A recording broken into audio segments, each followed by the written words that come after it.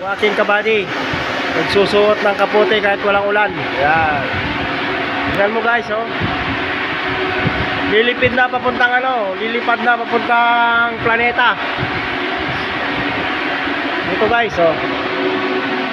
Nagtatapas kasi kami dito guys, sobrang alikabok. Yan. Yan.